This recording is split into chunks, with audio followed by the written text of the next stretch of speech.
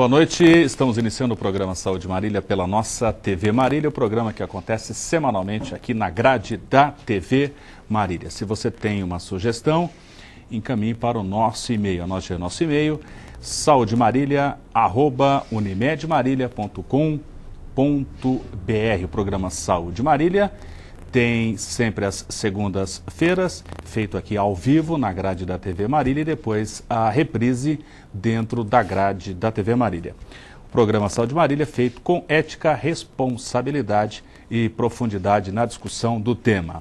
O tema que foi separado pela produção hoje é o tema cirurgia pediátrica, com enfoque nas doenças tratadas pela cirurgia pediátrica.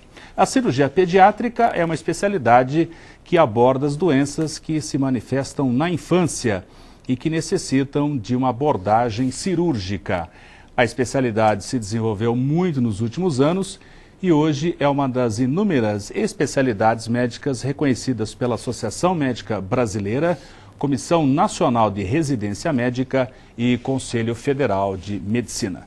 Para a discussão desse tema, doenças tratadas pela cirurgia pediátrica, o Saúde Marília convidou nessa noite o doutor José de Freitas Guimarães, neto docente de cirurgia pediátrica da FAMEMA. Doutor Freitas, mais uma vez prazer tê-lo conosco aqui no Saúde Marília. E já perguntamos inicialmente quais são as doenças acometidas na infância e que necessitam, então, de uma abordagem cirúrgica pela cirurgia pediátrica. Boa noite. Boa noite, Milton. Obrigado mais uma vez por poder estar aqui no seu programa.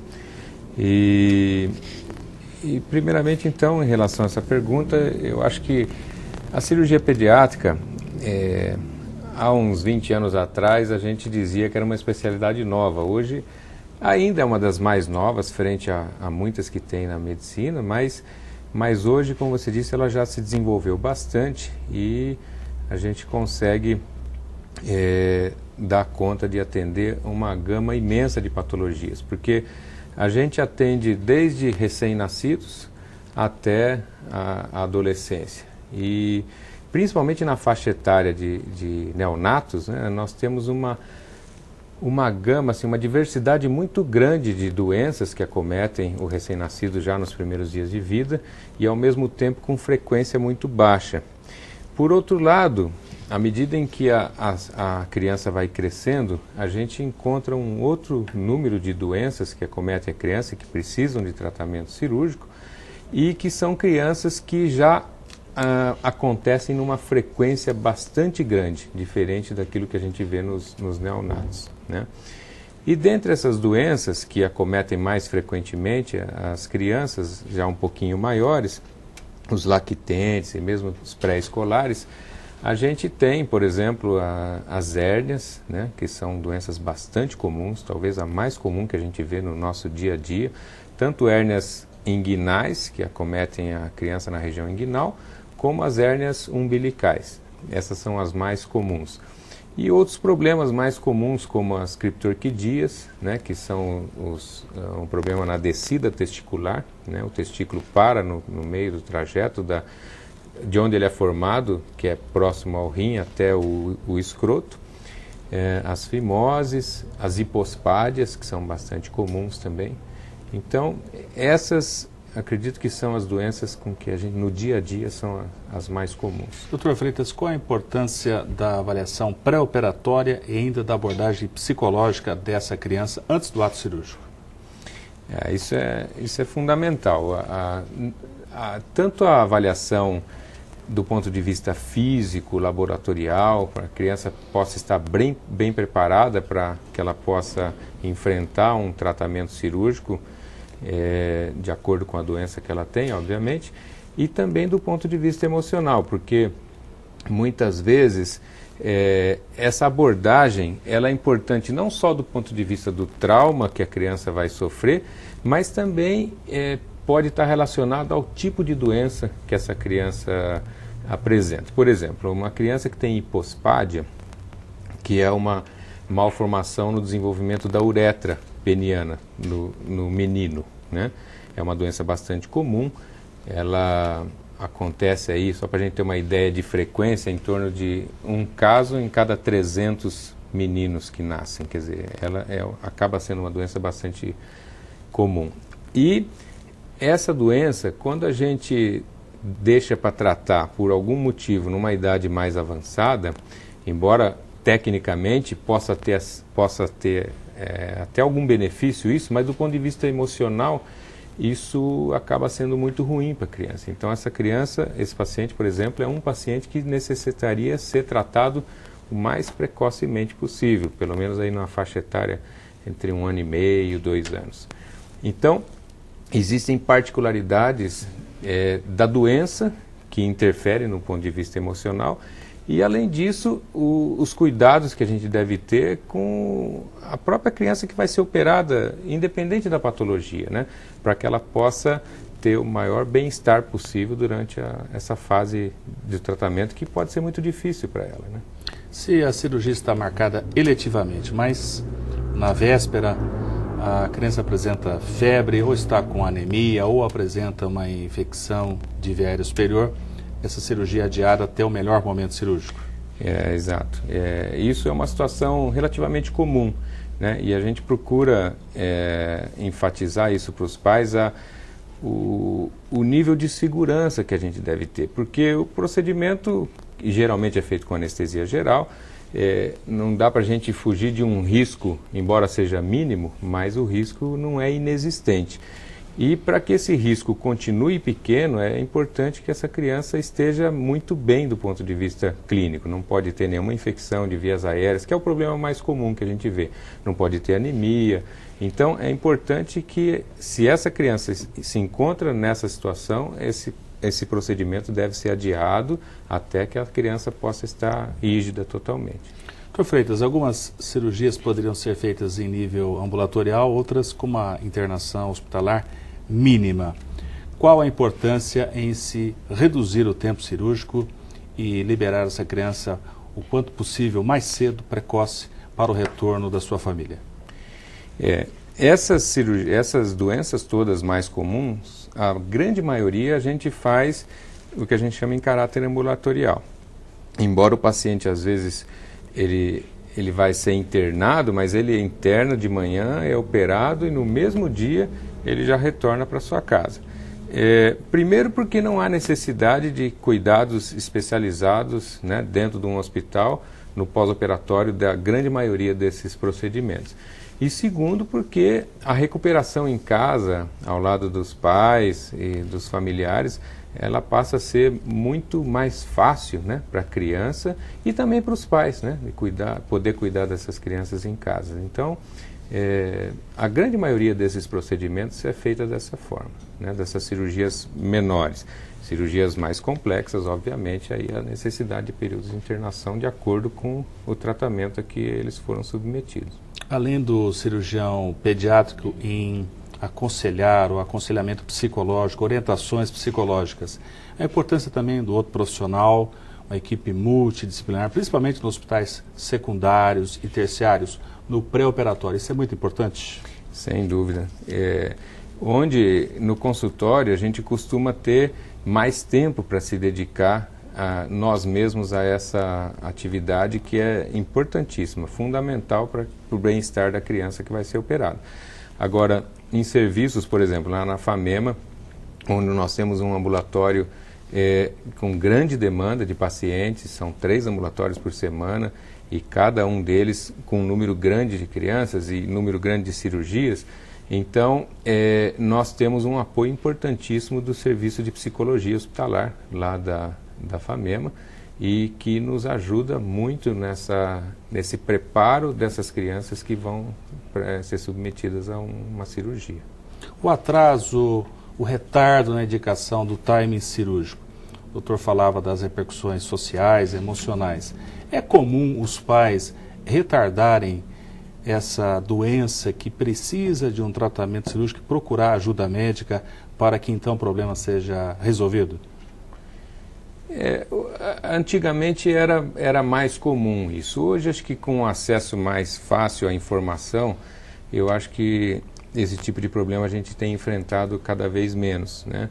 E isso é importante que essas cirurgias elas sejam feitas na sua época adequada, porque muitas vezes elas podem trazer, quando feita fora de época, consequências não só do ponto de vista emocional, mas muitas vezes do ponto de vista orgânico também. Então, é importante que esses procedimentos sejam feitos na época adequada. Talvez duas dessas condições seriam a criptorquidia, em que o atraso na indicação da distopia testicular traga resultados não satisfatórios, mesmo que tecnicamente cirúrgico, mas futuramente do ponto de vista da produção de espermatozoides. Exato. E no caso das crianças também com infecções urinárias de repetição, poderia se levar até o famoso quadro de uma nefropatia de refluxo e perda da função renal, embora tecnicamente a cirurgia tenha acontecido relativamente bem, mas os resultados já não são tão satisfatórios. O tempo cirúrgico, então, a indicação é muito importante, então. Exatamente. Em relação à criptorquidia, que é o problema cujo testículo da criança, de um lado ou de outro, não desceu, não teve a sua descida completa, né? Como eu disse no início rapidamente, o testículo ele é formado junto ao polo renal e ele vai descendo e ele deve atingir, na época do nascimento, a sua posição normal no escroto. A gente espera que todas as crianças nasçam assim, mas tem algumas cujo testículo para no meio desse trajeto, ou de um lado ou dos dois. E antigamente a gente via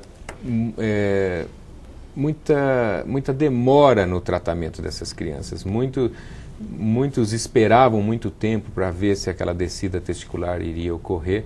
E a gente sabe já há um bom tempo que esses testículos eles podem até descer espontaneamente, embora num número pequeno, mas quando isso ocorre é até 1 ano de vida, até o primeiro ano, completar 1 ano de vida.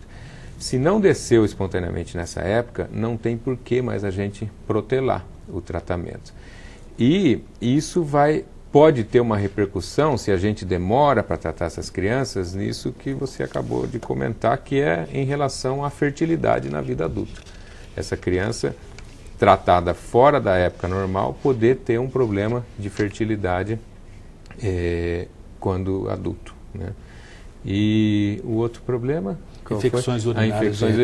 Esse assunto acho que é um assunto que acho que ainda é atual, porque a gente ainda vê algumas condutas que, pelo menos a nosso ver, não são as mais adequadas em relação a crianças com infecção urinária. Porque existia muita controvérsia, menino, menina com infecção, como é que a gente age em relação a investigar com imagem o trato urinário dessas crianças, né? E hoje, não é de hoje, mas essas crianças, toda criança que tiver uma infecção urinária, o primeiro episódio, independente de ser menino ou menina, abaixo de 5 anos, alguns hoje consideram abaixo de 3 anos, né? Mas eu não acho que é um excesso investigar crianças até abaixo de 5 anos, elas devem ser investigadas para se procurar a causa dessa infecção. Então a gente não precisa esperar o segundo episódio, principalmente na menina, e particularmente porque as meninas são as que têm mais comumente o refluxo vésico-ureteral, que é a causa mais comum de infecção urinária, né? Então, eu acho que esse é um tema, é um assunto assim, importante, que até os pais podem ficar atentos a isso, né? Se o seu filho teve uma infecção urinária e ele tem menos de 5 anos, mesmo que seja a primeira vez, procurar um pediatra para que ele possa conduzir a essa investigação. Saúde Marília está discutindo nessa noite doenças tratadas pela cirurgia pediátrica com a presença do Dr. José de Freitas Guimarães Neto, docente de cirurgia pediátrica da FAMEMA. Nós vamos ao nosso intervalo e voltaremos a seguir.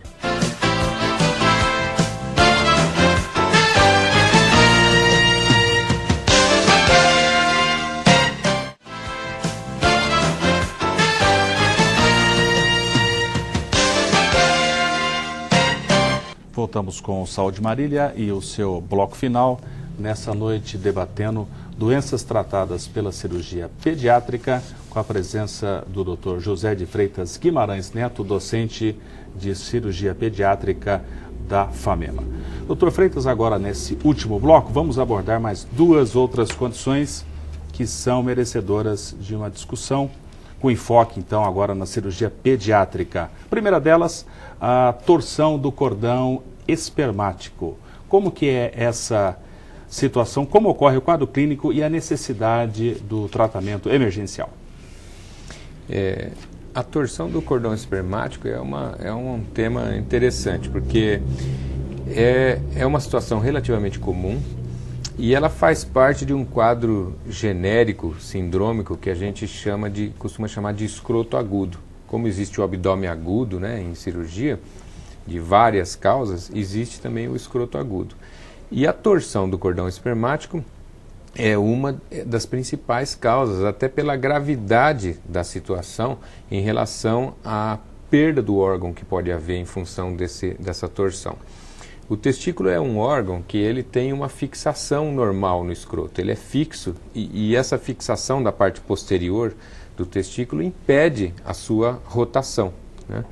E tem algumas crianças que nascem com um defeito nessa fixação e esse testículo, não tendo essa fixação normal, ele fica livre dentro do escroto como se fosse um badalo de sino. Tanto que o nome dessa anomalia de fixação, ela é chamada de badalo de sino. E a criança tendo essa anomalia, o testículo pode torcer em torno do seu eixo, e essa torção pode ser de 180, 360 ou 720 graus, ou seja, pode ser de menor ou maior gravidade, e isso causa um quadro de dor súbita no escroto, às vezes com outros tipos de sintoma, como vômitos, uma dor que costuma se irradiar em direção ao rim.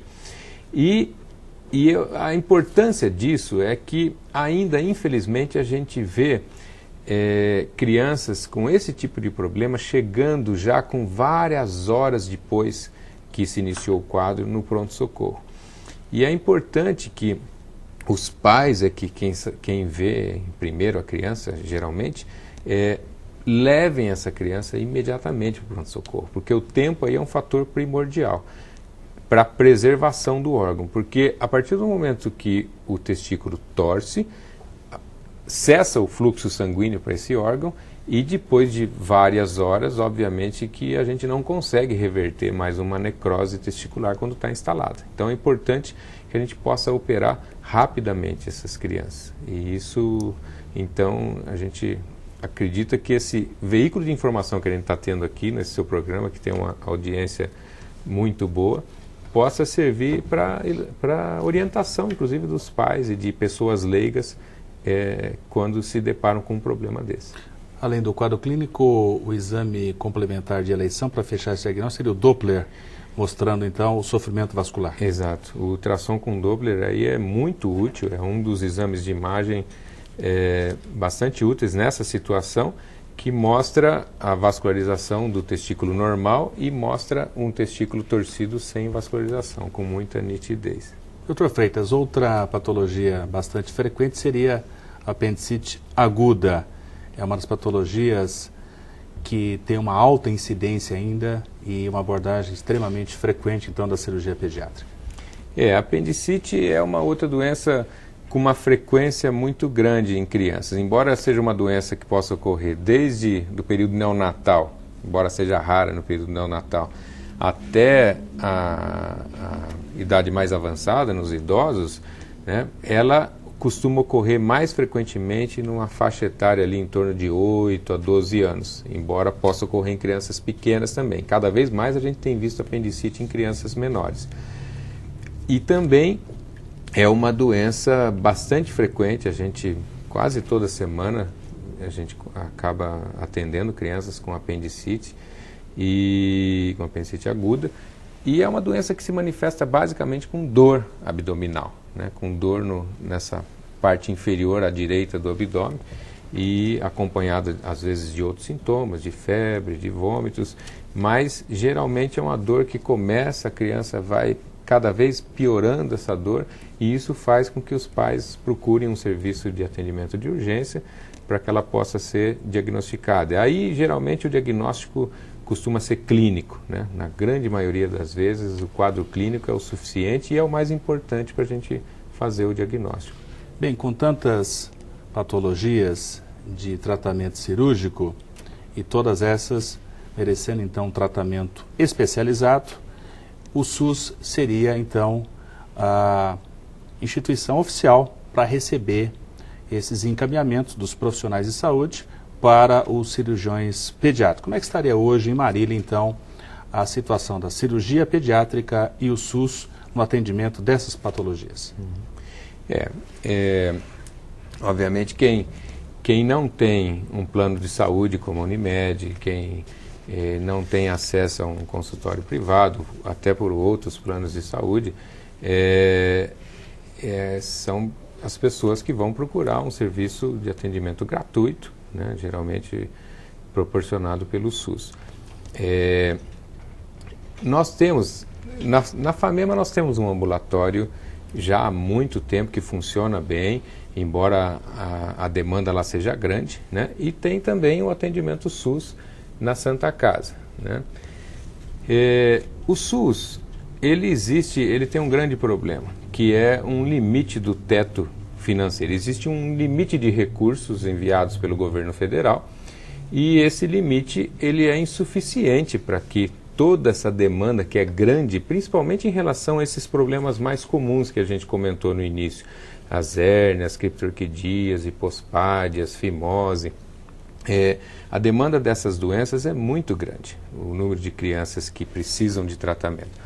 E como o limite é insuficiente, então acaba gerando uma demanda reprimida muito grande, né?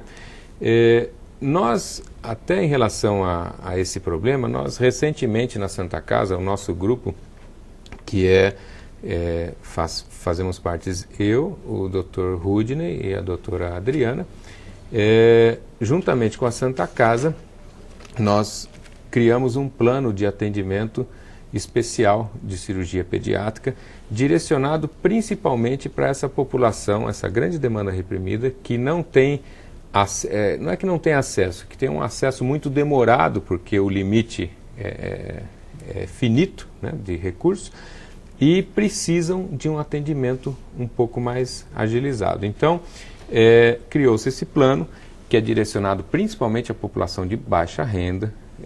Essas pessoas vão ser avaliadas pela assistente social do hospital, que vai ver se ela se encaixa de acordo com a sua renda familiar, para que ela possa ser operada nesse plano especial, cujo o pacote inclui aí o atendimento hospitalar e a parte médica, né, baseado nos custos do hospital. O preço foi estimado nos custos do hospital e também em relação à tabela SUS. Então, a gente espera com isso poder dar uma cota de contribuição para que essa demanda possa ser atendida em tempo mais curto do que vem sendo atualmente.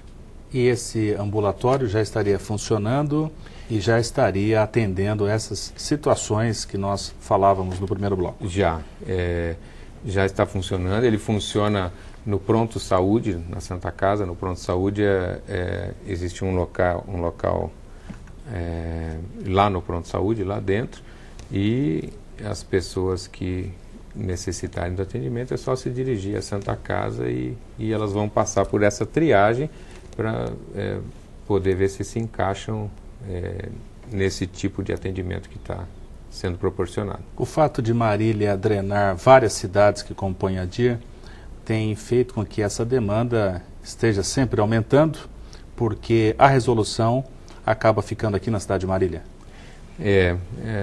Em toda a DIR de Marília, praticamente dos 37 municípios, acho que só Marília que tem um centro, um serviço de cirurgia pediátrica funcionando já há bastante tempo e que trata dos problemas de toda a ordem de complexidade, né? Não só dos problemas mais comuns, como esses, menos complexos, como os mais complexos também, que são os problemas que acometem o recém-nascido, trauma, enfim, uma gama de problemas que a gente vê no dia a dia.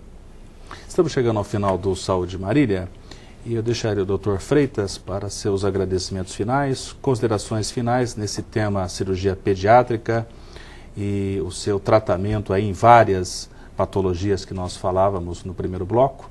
A cirurgia pediátrica evoluiu muito nos últimos 20 anos e é uma das especialidades elencadas pela Associação Médica Brasileira. Bom, eu acho que a cirurgia pediátrica embora seja uma das especialidades aí mais novas que a gente tem nesse rol de especialidades reconhecidas pela nossa associação médica, ela é uma especialidade talvez a única ainda que a gente possa dizer que a gente faz cirurgia geral, né? No adulto essa especialidade praticamente não existe mais. A gente faz de fato a cirurgia geral da criança. E isso é importante porque a criança é um ser diferente, muito diferente do adulto. A gente costuma dizer que criança não é um adulto pequenininho. A criança tem suas particularidades, suas peculiaridades, suas necessidades e precisa de alguém com treinamento específico para que possa atendê-las da melhor forma possível. Então, é uma especialidade muito gratificante, porque a gente opera essas crianças e pensando que elas vão viver aí mais 70, 80 anos, né? Cada vez a expectativa de vida melhora mais, felizmente, da nossa população. Então, acho que é muito gratificante essa especialidade. E eu gostaria de, mais uma vez, agradecer o seu convite por estar aqui participando do seu programa. Saúde Marília debateu nessa noite o tema doenças tratadas pela cirurgia pediátrica com a presença do Dr. José de Freitas Guimarães Neto, docente de cirurgia pediátrica da FAMEMA. Temas e sugestões podem ser enviados para o nosso e-mail. Anote aí, saudemarília@unimedmarília.com.br. Temos o apoio cultural da Unimed Marília. Cuidar da sua saúde é melhorar sua qualidade de vida. Boa noite.